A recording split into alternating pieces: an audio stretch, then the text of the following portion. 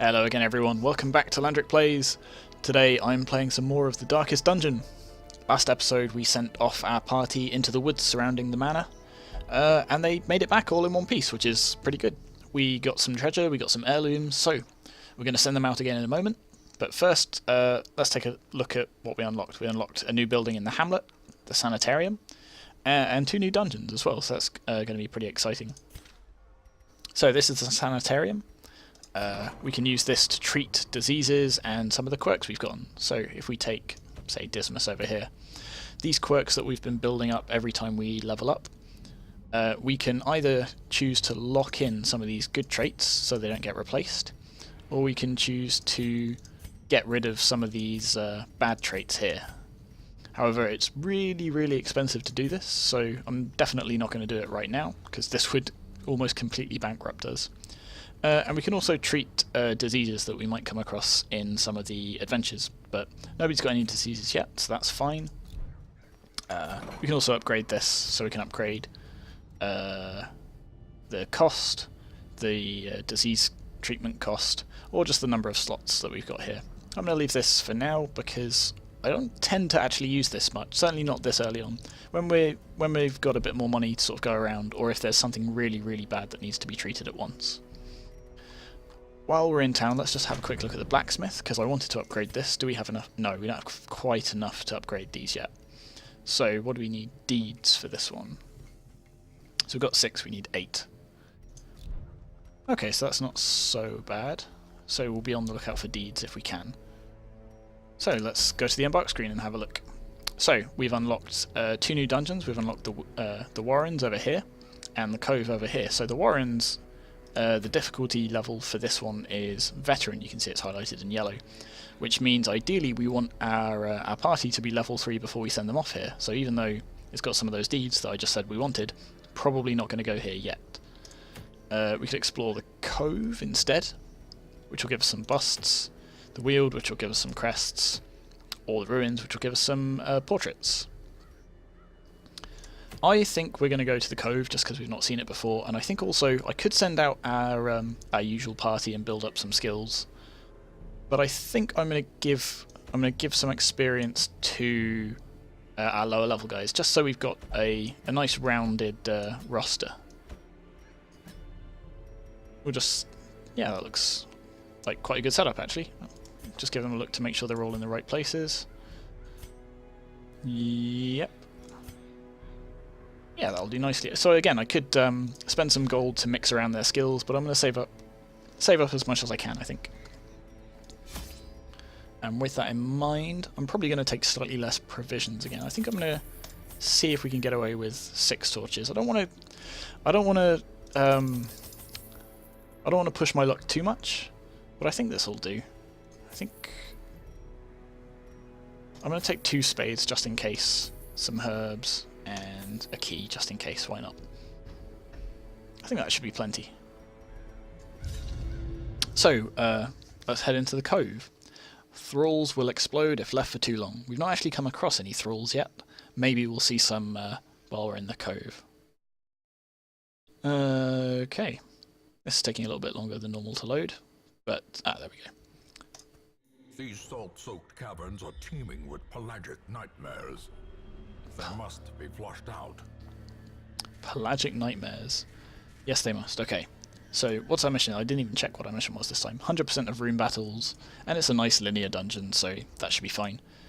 We've got a little scouting bonus, so we know there's nothing in here, and there's an obstacle and a curio on the way. Good thing we brought those spades. Another mariner, another misfortune. So there shouldn't be any surprise battles along this route.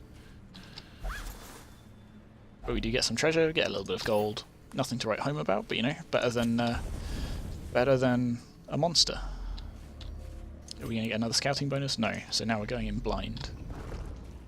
And straight away we hit a crew of monsters. And they're nicely themed for the Cove. They're some weird sort of fish monsters.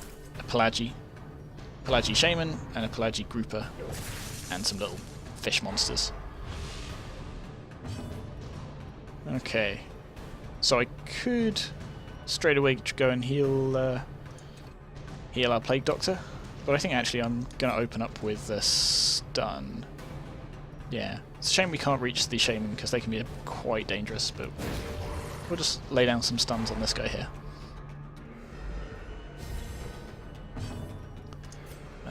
Let's see, what can you do? So, this little snaily thing, the Sea Maggot, has a protection of 75%, which is quite a lot. So we're only going to be able to do 2 to 3 damage to them, or 7 to 14 damage to the Stinger. So I think we're more likely to get a kill from there. There we go, good. So, let's take a look at Savigny?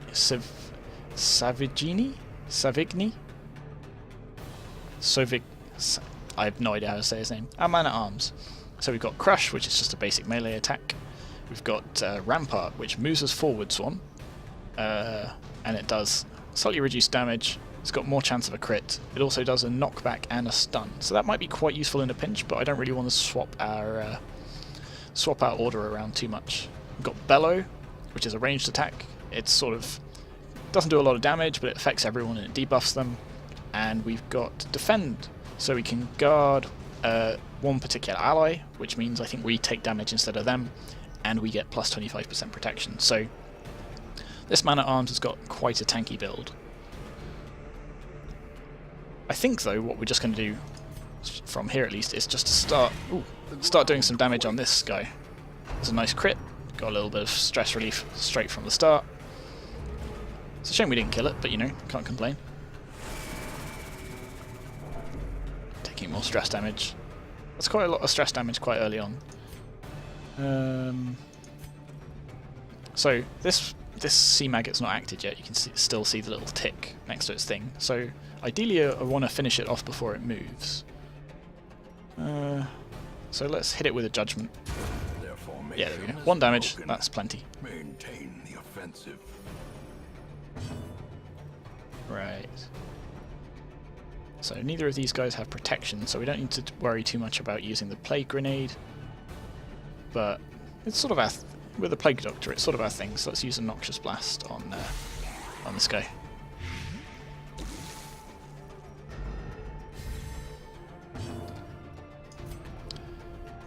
Bam. There we go.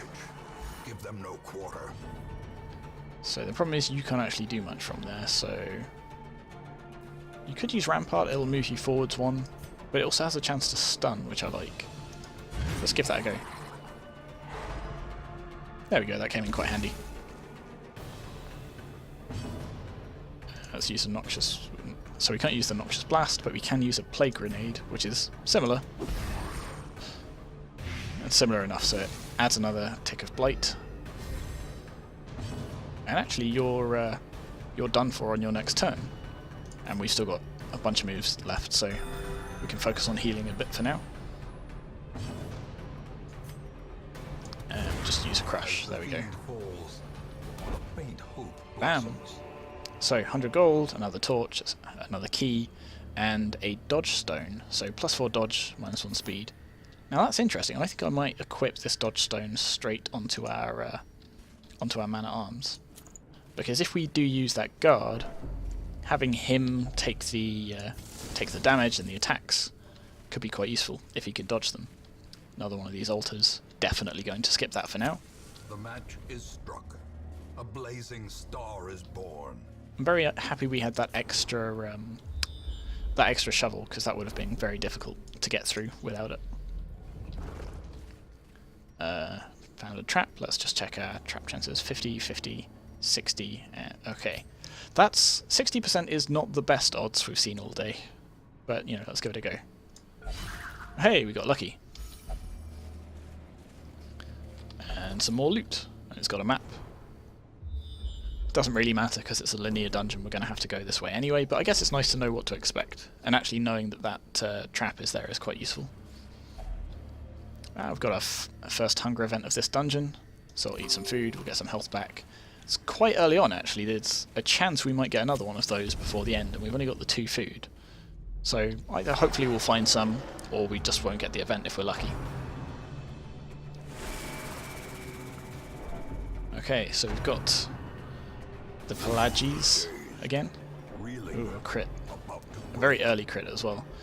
We've got this Guardian, and we've got a Drowned Thrall, who the loading screen told us will explode if we leave them for too long. So I think we're going to try and focus them if we can. Just get the stun. Oh, it knocks him back. That's not fantastic, actually. He's resistant to... No, he's not resistant to Blight. Good, so he can use that. If we use Plague Grenade, it'll stack on both of those. Just pile in a Judgment as well. Ooh, a crit. Nice. Destroy them all. Yeah, we definitely don't want to see them exploding. I can't imagine it would be good for us. Okay, this guy's not acted yet. Let's see if we can just lay down a stun. Bam, a crit and a stun. That's very nice.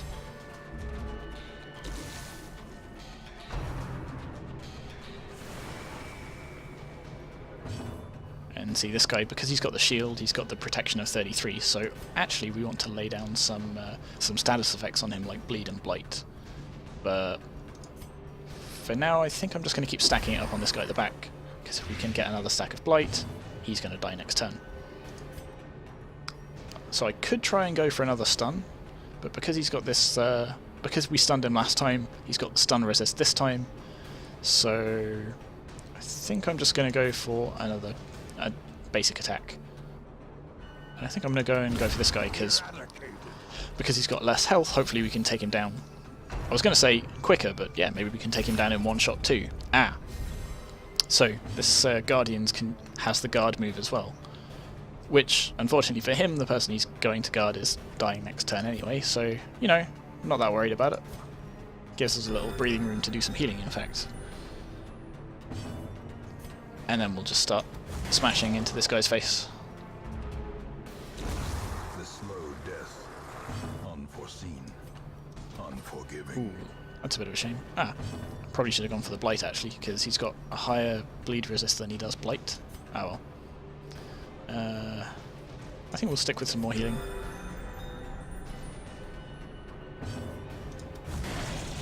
And just slowly stack up the damage.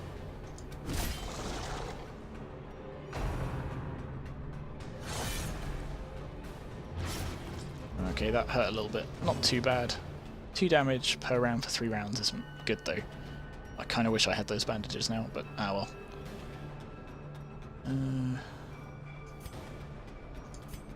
Let's just stick in another Judgment, try and finish this guy off quickly as possible. So, no damage, but does it add the Blight? Yes. 4 damage per round, so he's done for soon.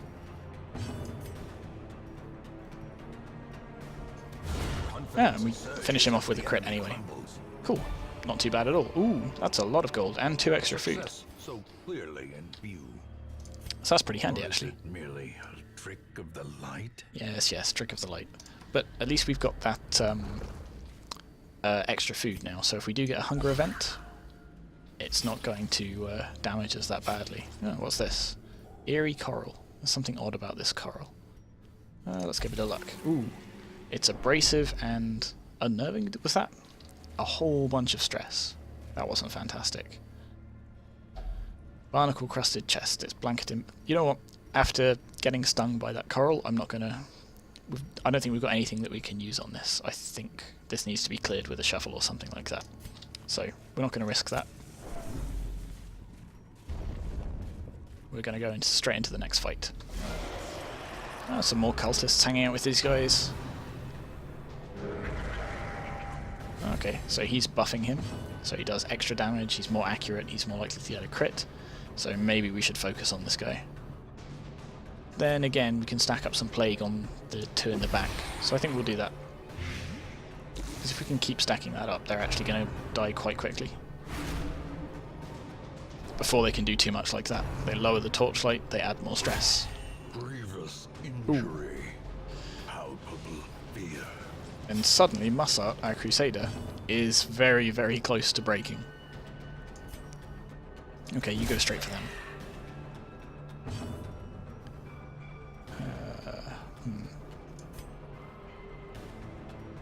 I'm not too worried about his health, but it is getting a bit low. I'll top him up a little bit.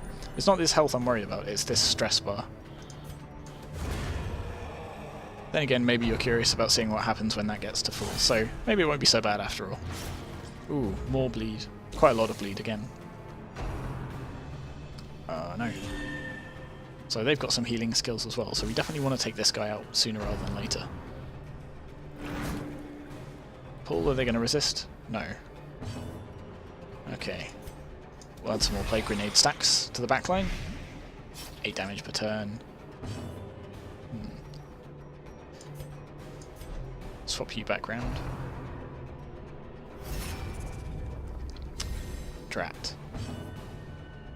Okay, so he's guarding the cultist, so we're actually going to struggle to damage the cultist now. They've only got the 1 tick of blight on them left, and it's not going to be enough. Okay then. You're going to die next round, right? Yeah. In that case, let's try and get a stun on this guy. That'll do. So you're going to die, we can't target you. We'll just go straight for you. And let's try and stack up some blight as well, because you've got that protection to get around.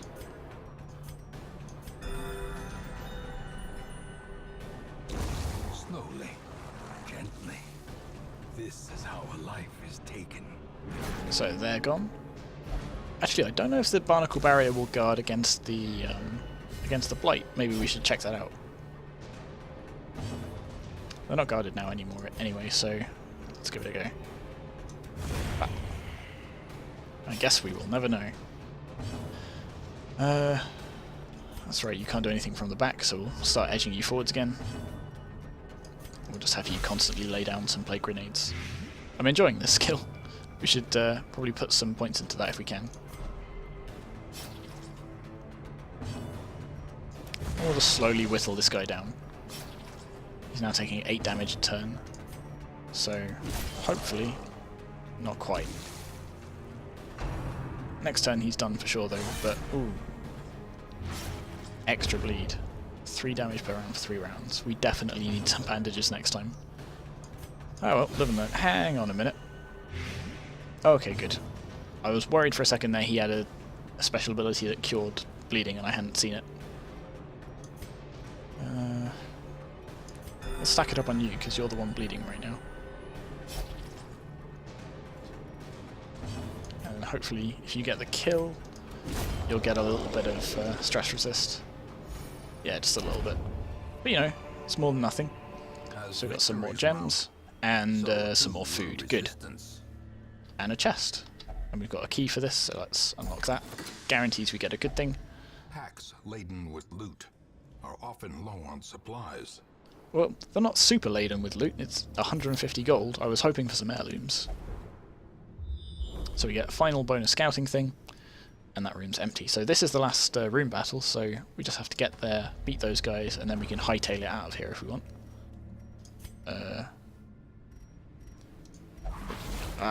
Tentacle trap. So that debuffs you for 12 rounds.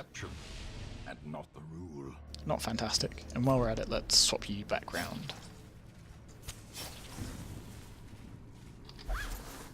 That sack's empty. We got a torch. Yeah. Waiting to be spent. And before we go into the next room, I'm going to use our excess food just to bring you up a little bit.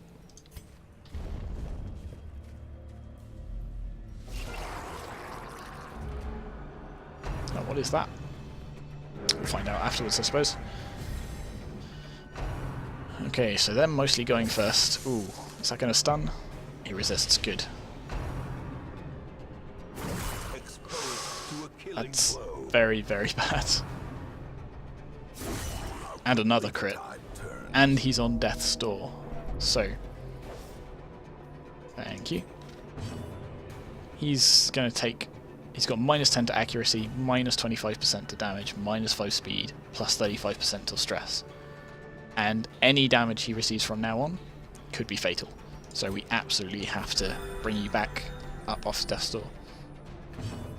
So he's in recovery of death's door now, which means he still takes some stat penalties. They're not quite as bad, and he's not in danger of dying straight away. But he's still not the happiest camper right now. So we're going to have to try and get through this fight quickly. Be gone, fiend.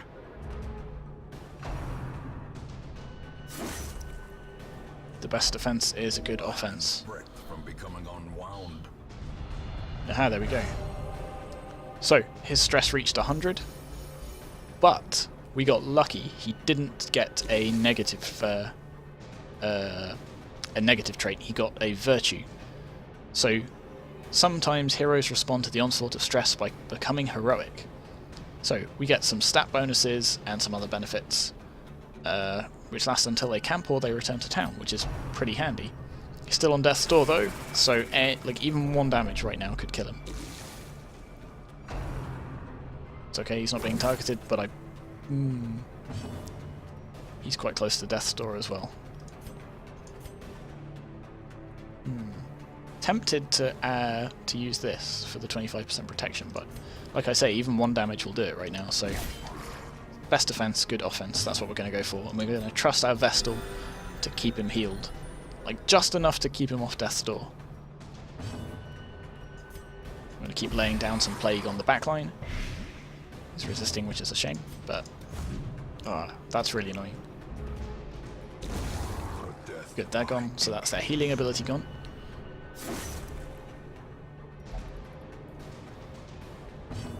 I like that when they have a virtue or one of, I forget the name of the vices, I suppose. I like that they sort of call out helpful things to their friends.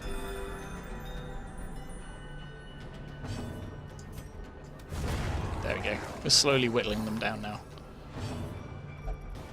Glory and Honor.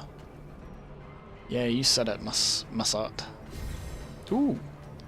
So because he's powerful, and because he sort of has emboldened his friends with that speech, everyone gets 15% damage for 3 rounds. That's really helpful.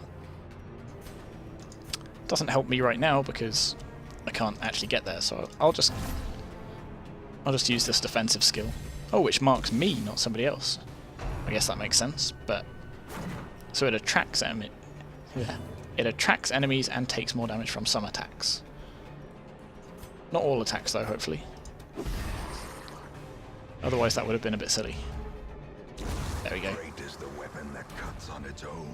So we found some bandages a little bit too late. We found some emeralds and we found some gold. Nice. And that's the end of the quest. Let's continue and have a look at what this is. I'm going to get you to examine it, just on the off chance it deals some damage. It probably won't. The figurehead emits a marvellous aura. Let's inspect it. We're inspired. We got a nice buff. 35% damage for 3 rounds, which isn't... Oh no, that's the other one, I think. Maybe. And +4 speed until we camp. But, you know, we've finished the quest. No need to go any further. I suppose we might as well examine what this one curio here is, just in case it's a crate of stuff. What is it? Puzzlingly ancient sculpture of dizzying implement. What could possibly go wrong? Let's give it a look. Ah, that could possibly go wrong. Anemic. So I think that means they're more susceptible to bleed. Not great, but you know, there we are. And I think there's a battle coming up next, yeah. So we'll bail out of here right now. We completed the quest though. Everyone is very stressed, so we'll put them in some stress relief when they get back. Marine life can flourish, if indeed there is such a thing. Okay, so we got quite a lot of treasure from that. 4,000 gold, plus the 3,000 for the quest reward. Didn't get any heirlooms though, which is a bit of a disappointment. And we got this Book of Intuition. So less chance of being surprised, but -1 speed. I guess because we're taking extra time to sort of prepare carefully and stuff. So these guys are all now level 1, which is good. That's why we sent them. Got a Flagellant, so he's only going to take Flagellation for stress relief. So Sovigny is Faithless, so he won't pray or flagellate for stress relief. And Columbia's will only drink. So you can see why it's important that we upgrade some of those different slots, because otherwise we're going to get in a situation where people aren't going to be able to get the stress relief they need as it sort of builds up like this. But that's all for this episode, so thank you very much for watching, and I will see you all next time.